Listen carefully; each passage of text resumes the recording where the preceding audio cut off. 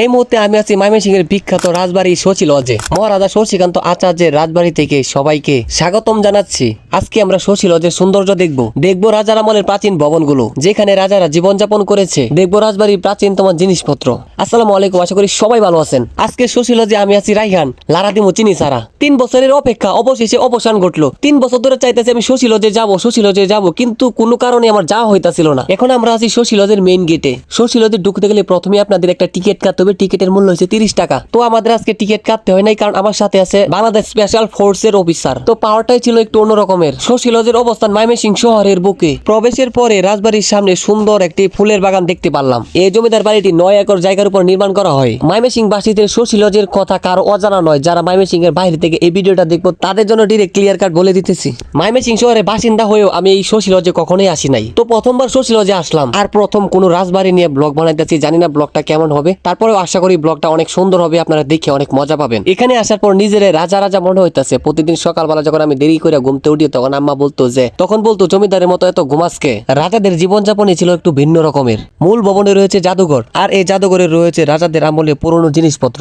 আর এইসব জিনিসপত্র দেখার জন্য শশী লজে প্রতিদিন মানুষের শত শত মানুষের ভিড়। দূর দূরান্ত থেকে এই রাজার ভবনটি মানুষ দেখার জন্য ছুটে আসে। আর এই জায়গাটি ছিল রাজার বৈঠকখানা। মূল ভবনটি নির্মাণ করেন মহারাজা সূর্যকান্ত। 19 শতকের শেষের দিকে ময়মনসিংহের প্রাণকেন্দ্রে 9 একর জায়গার উপর সুন্দর এই 2 তলা ভবনটি নির্মাণ করেন। চলেন আপনাদেরকে দেখাচ্ছি রাজাদের আমলে কিছু পুরাতন জিনিসপত্র। তো এই জাদুঘরে প্রথমে ঢুকেই দেখতে পেলাম যে একটা বড় সড়ো হরিণের মাথা, ছোট বড় অনেক প্রজাতির হরিণের মাথা এখানে দেখতে পারলাম। এই জায়গাতে সম্পূর্ণ ভিডিও করা নিষেধ, তারপরে আমরা ভিডিও করছিলাম আপনাদের দেখানোর জন্য শুধু। আর এই পাশে দেখতে পেলাম বিশাল আকৃতি বন্য গরুর মাথা। তো আপনাদের দেখার মতো আর অনেক কিছুই আছে। এইদিকে দেখতে পেলাম একটা বাঘের মাথা। আমার দাদারা এখানে রাজা ছিল, সেই অবস্থায় এটা বানাইছিল। কিন্তু তখন তো দাদারা জমি বিক্রি করে ইন্ডিয়া চলে গেছিল। তারপর আমরা ফকির। আর এইদিকে দেখেন কত মানুষ দেখছেন। ওয়াও।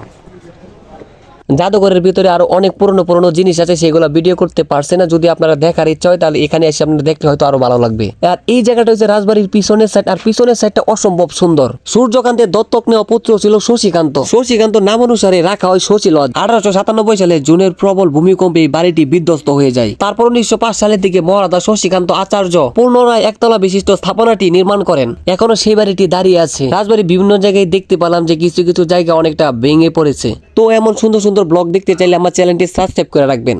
আমি একজন ভ্রমণ প্রেমী মানুষ, আমি নতুন জিনিস আপনাদের কাছে শেয়ার করব। আমার দেশ বিদেশ ঘুরতে অনেক ভালো লাগে। রাজাদের আমলে যেসব দাসী ছিল তাদের থাকার জন্য এই বাড়িটি নির্মাণ করা হয়েছে। বর্তমানে কোনো বাংলাদেশে কোনো দাসী নাকি, কিন্তু রাজাদের আমলে ছিল।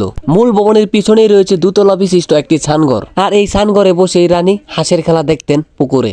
বাবা যায় এই জায়গাটির মধ্যে একটা সময় রাজা রানী ঘোরাফেরা করতো। তো এই জায়গার ভিউটা ছিল খুবই সুন্দর। আমার এই ভিডিওতে সম্পূর্ণ সৌন্দর্য তুলে ধরতে পারবো না। আপনারা যদি এই সৌন্দর্য দেখতে চান তাহলে এই শশী লজে আপনার আসতেই হবে। বিশেষ করে মূল ভবনের পিছনের সাইডটা আমার কাছে খুবই ভালো লাগছে। সবুজ গাছ, আসলে এই জায়গাটা অনেক সুন্দর। কিছুক্ষণ আমি এখানে বসে আড্ডা দিচ্ছি, আমার কাছে খুব ভালো লাগছে এই জায়গাটা আসা। ভাবতেই অবাক লাগে রাজারা এখানে এক সময় রাজত্ব করেছেন, এখানে থেকেছেন, এখানে শাসন করেছেন। আমরা কিন্তু রাজাদের অনেক ইতিহাস শুনেছি, বই পুস্তকে পড়েছি রাজাদের জীবন কাহিনী। আসলে সামনাসামনি রাজার বাড়িটি দেখে সেই ফিল নিতে পারছি। আজকে এই ছিল শশীকান্ত আচার্যের রাজবাড়ির দৃশ্য। আজকের ভিডিওটি এই পর্যন্ত। যদি ভালো লাগে তাহলে লাইক কমেন্ট শেয়ার করতে কখনোই ভুলবেন না। পারলে একটা সাবস্ক্রাইব করে দিবেন। আল্লাহ হাফেজ।